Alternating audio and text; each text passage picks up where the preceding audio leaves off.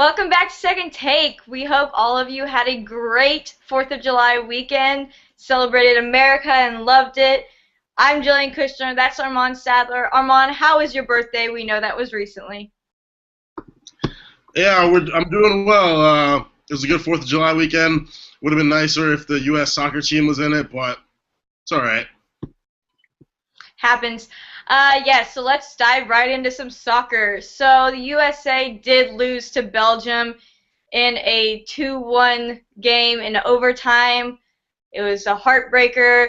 Tim Howard, the USA goalie, had an amazing game. He blocked every single shot that anyone was taking except in overtime. He was still the hero. We still loved him. USA came back and scored a goal. We thought maybe something was going to happen, and then it didn't. So that was the end of the USA's run this year. It was a great run. Everyone should be extremely proud. We still have a young team, and I think we're going to bounce back pretty strong. It looks like the future World Cups will be good to us. And then we have some more games to talk about. So after that USA loss, we then had Germany versus France, and Germany beat France 1-0. Brazil, this was a big game on Friday. Brazil beat Colombia, which was pretty shocking. I knew this was going to be a good game. Brazil beat them 2-1. Colombia had an amazing run this year. Pretty surprised they didn't win. Also, this is huge. Neymar got hurt. He left with a fractured vertebrae. He is out for the rest of the World Cup. I'm not sure that Brazil can win any more games without him, especially the fact that they have to play Germany next. It's not looking too good. I would be surprised if they did win because Neymar is that entire team. Neymar is their spirit. Neymar is their everything. And I think that's just going to kill the whole team all around. What do you think, Armand? Yeah, it's absolutely going to be hard for Brazil. Neymar scored the most goals for them in this World Cup, so they're going to be missing their best scorer. He is their spirit. He's their leader. He's their best player. They do have a lot of other good pieces like Hulk, Fred, Thiago Silva, Dani Alves, but Brazil is Neymar, so it'll be very hard for them to win. I don't see them going all the way. I think Germany or the Netherlands will end up winning the World Cup, but don't count Brazil out. Brazil's definitely going to fight hard. And on the topic of the USA, they're not a soccer country, so them going as far as they did was pretty surprising for me. Very proud of them, but we are developing, as you said. The future looks very bright for us, but countries like Brazil and Colombia, they eat, sleep, and breathe soccer. USA has a lot of other sports, so we'll see, but definitely proud of them, and I can't wait to see. This has been a pretty good World Cup for me since I watched it so closely finally, so I've been very interested. I can't wait to see the end result. Yeah, it's been a really fun World Cup. As you said, you cannot rule Brazil out just because they lost Neymar. But I was picking Brazil to win it all, and then Neymar injury really changes it. It's more of a spirit type of thing than just like his physical play. When you lose your star, you're down. You're down and out. I mean, we've seen it happen a billion times, and very unfortunate for Neymar. We hope he bounces back. Not too bad, but another thing is Argentina beat Belgium 1-0, and the Netherlands beat Costa Rica in penalty kicks. This was a heartbreaker. Costa Rica was kind of like the Cinderella story of this World Cup. A lot of people jumped on their bandwagon. A lot of people wanted them to succeed, and unfortunately, penalty kicks got to them, and this was the end of their road. But it was a great run by Costa Rica, another great country that came out of nowhere and just started killing it this year. And so we're very proud to see everybody doing well in the World Cup. We will continue to see what's going on in the semifinals, and then the finals are coming up, and then it's all going to be over. But it's been fun so far. You want to talk some basketball? Yeah, we can do basketball. Let's talk some basketball. Our boy Carmelo. He got an offer from the Lakers, 4 years, $95 million. He also got an offer from the Knicks, 5 years, $129 million. That's a lot of money for a 30-year-old, so good work, Carmelo. Pretty proud of you. The way I'm seeing it is I said that Carmelo needs to be a franchise player, and I still stand by that, but he is also 30 years old. He wants to be one of these players who has rings, who has a legacy already, and he feels that he's the only one who doesn't have it. He sees LeBron, he sees Kobe, he sees all these other guys, and he is on the same level as them, but he has no rings to count for it. Just like we all hated on LeBron until he got his first ring, it's the same thing with Carmelo. That being said, I think he will go to the Lakers, where he can be an actual contender for a ring. I mean, are you kidding me? Kobe and Carmelo? That's going to be awesome. It'll be awesome. Carmelo, yes, he's a selfish player. He's kind of childish, but he respects Kobe Bryant. They've played on the USA team together. I think it'll work out. I think that's two personalities that can work out because I think Carmelo has enough respect for Kobe for it to work. I don't think he's going back to the Knicks. He's made it very clear he doesn't want to be there. Yes, they are offering a lot of money, but I don't think that's going to change it for Carmelo. I think he's putting his best interest in mind, and if it's a little bit less money to go to Lakers, so be it. I'd still be okay with 4 years, $95 million, but that's just me. I actually kind of agree with you here. I think that Melo on the Lakers would be pretty good. I think Kobe Bryant's developed his game a lot lately. The season where the Lakers had Dwight Howard and Nash, and both of them were out with injuries, Kobe had to start passing more and rebounding more and doing different things. So perhaps he could dish the ball to Melo, and Melo and Kobe could play off each other and play well. I don't know, maybe develop some chemistry. Because they are both scorers, and Kobe's a little selfish, Melo's a little selfish, but maybe somehow they could play together. And the Lakers are looking to bring back Paul Gasol. They're also looking to pick up Isaiah Thomas as a point guard. They just drafted Julius Randle. So Lakers had a bad season last year, but they're really looking to turn it around. So I think the big three is going to be a big three of Kobe, Melo, and Pau Gasol, and I think that's going to be awesome. It's going to be hard to beat. As you said, Kobe, he can shoot from anywhere. They're both shooters. Carmelo and Kobe are both shooters. But Kobe, he doesn't play like these young guys anymore. He's not going to go up and do some crazy dunk because, he's kind of over it. He's older than that. Carmelo will do that. Carmelo can be that for the Lakers. So I think it can actually work pretty well.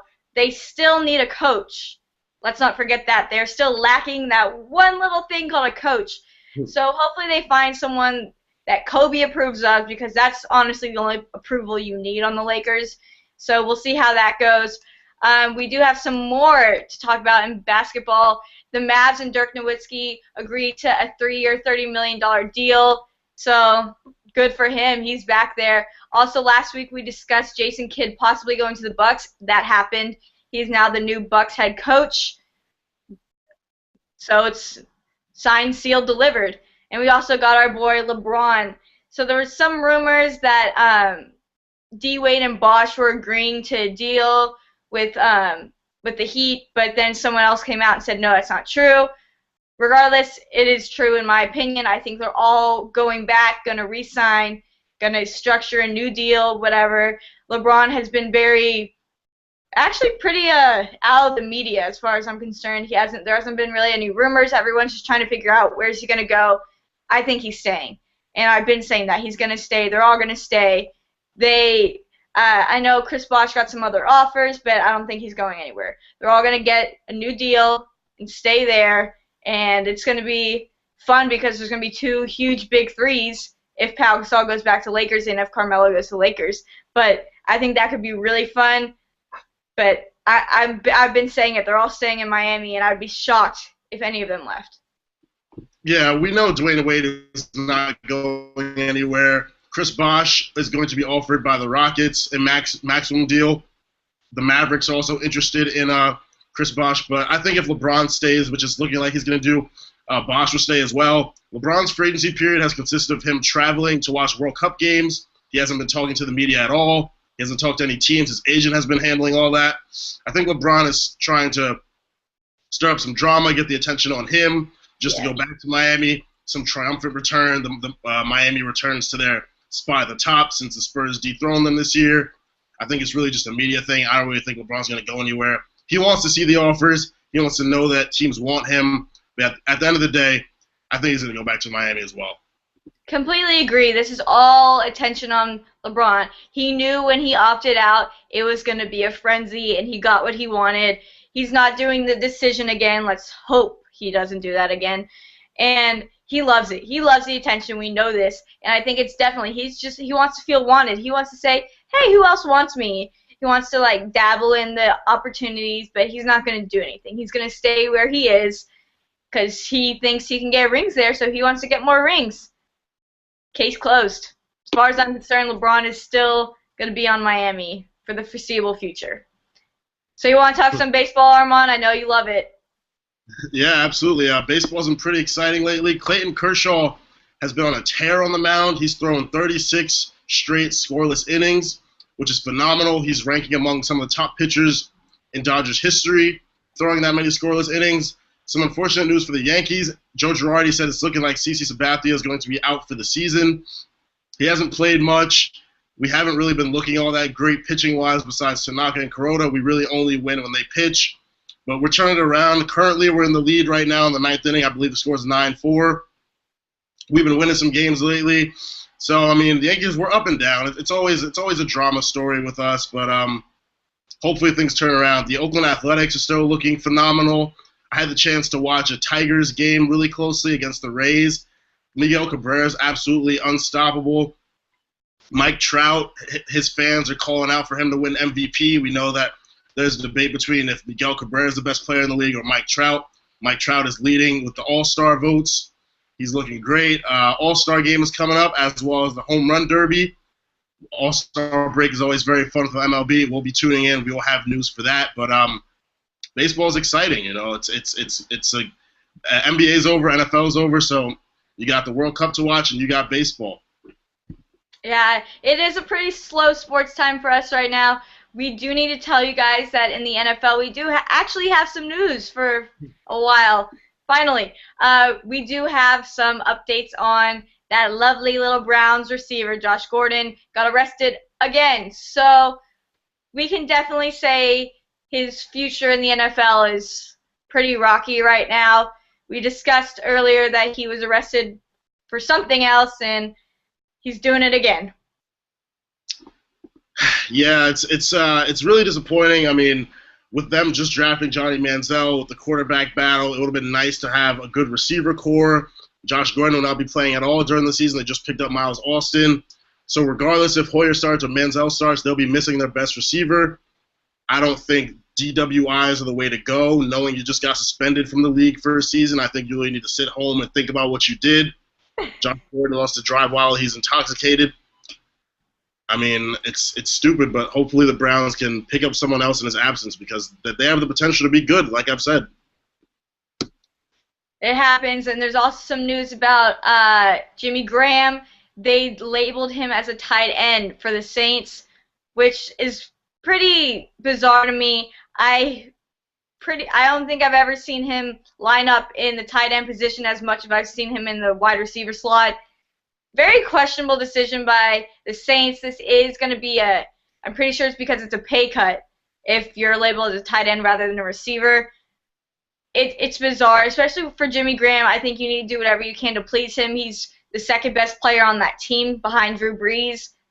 I was confused by this decision. He wanted to be labeled as a wide receiver. Give him what he wants. That's the way I saw it. I mean, regardless, Jimmy Graham's the type of guy you want to keep around. So franchise tagging him, it shows that you care about him a lot and you want to keep him around. So that should make him happy. The pay cut, it might hurt, but he'll get money with promotions and commercials and all that. He'll be fine. The Saints have the potential to be good. They got to get a few more players to surround Drew Brees and Jimmy Graham. But as far as franchise tagging Jimmy Graham, great decision, of course. All right, guys, we are running extremely low on sports news today. We've covered everything World Cup, and we will continue to do so. Again, look forward to watching Brazil and... we have a question. Oh, my gosh, it's been a while. Oh, we have a question. Yeah, question comes from Savannah Priestap, my homie from Cornell. How you doing? The question is, Armand, not to jump off the NBA topic, but I was trying to get your thoughts on some MLB, particularly if you believe the Rays still have a chance to at least get into a wild card spot. I live here in Tampa, and they've looked great against the Tigers. The Rays are a very good baseball team. I'm actually a big fan of Evan Longoria. I think the Rays have a solid pitching staff, a lot of offensive weapons.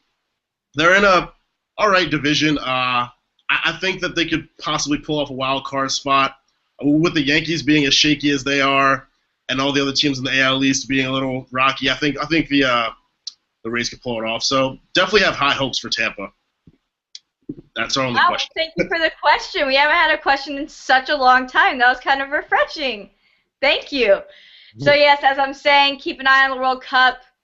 we're loving it. We hope you're loving it. Get in the spirit. Even though the USA is out, that does not mean stop watching it, because I promise you the semifinals are going to be awesome, as is the finals. It's going to be a lot of fun. We hope Neymar recovers quick. Again, he's out for the rest of the World Cup, so keep an eye on Brazil, see what they're doing. Keep an eye on the MLB. Hopefully, we're going to see when the All-Star lineup comes out. Derek Jeter better be on it, all I'm saying, and I'm sure he will. Yes, thank you for tuning in once again. Sorry it's a short show, but told you we're running low. We're going to start having more guests this summer as sports starts to die out. Hopefully some fun discussions, and if y'all like the Around the Horn episode, then we'll give it to you again. So thank you for tuning in, and hope you have a great week.